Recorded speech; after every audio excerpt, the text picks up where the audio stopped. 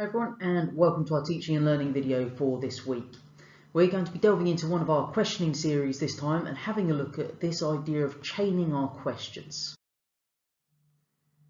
So the challenge that we face in classrooms is that when we're doing things like questioning activities or discussion activities, then some students might lose focus because they don't think it's going to be them at any particular point. When one of their peers are talking, their attention wanders. They're going to look out the window, they're going to start doodling or just stare blankly into space in some cases.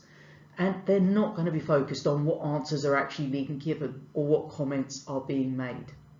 And what we need to do is make sure that doesn't happen.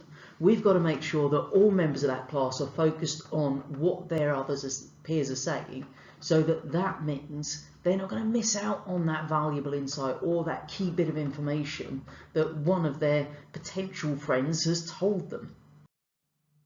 So how do we do this? Well, simple answer is we're going to do a bit of quick-fire questioning here. So you've asked your question, student number one has given you your answer, and then what you're going to do is immediately follow that up with a second question that then builds upon the answer that was just given.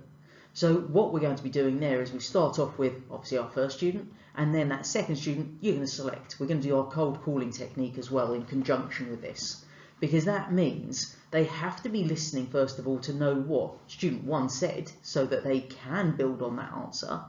And the second point, because we're using cold calling, they know that any one of them at any point could be called upon to answer. So they've got to stay focused, otherwise they're not going to have a clue what to say when it's their turn.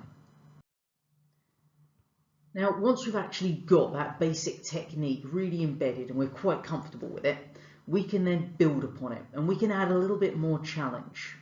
So one way that you can do this is that once we've got that initial answer to our question, then we get that student answered to think of a related question that they're going to fire to someone else in the room.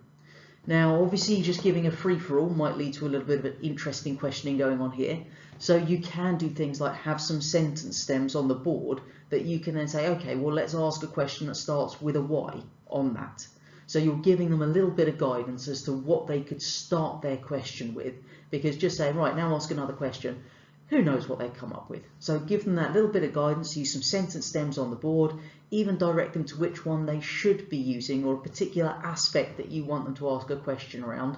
And then that means that they're having to think of a question, and obviously it's going to be going to someone else in that room.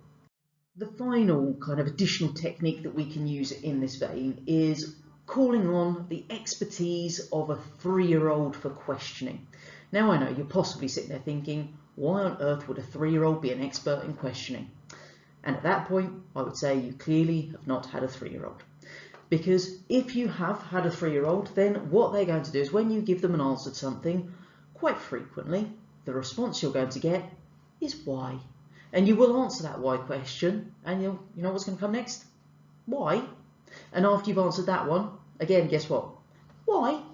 And they are true experts at chaining this question. They're going to get to the bottom of this concept through asking you why incessantly, it may seem.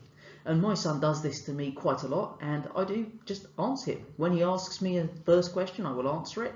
When he asks me that next why, I will explain that why to him, and then when he builds on it, I will answer that for him. And this is possibly why he has some rather strange knowledge at this point about things that 3-year-olds probably shouldn't have. But there we go. He will enjoy life in school, I'm sure. But we can use this. We can pull that expertise from our 3-year-olds and use it in the classroom, so that when we've asked our initial question, we've got our answer. Then we can follow it up with a why question to the next student. Because what we're getting are some real good opportunities to delve deeper. And if we just keep chaining those why questions, then that means we're actually going to be able to broaden their knowledge around that topic. So give it a try.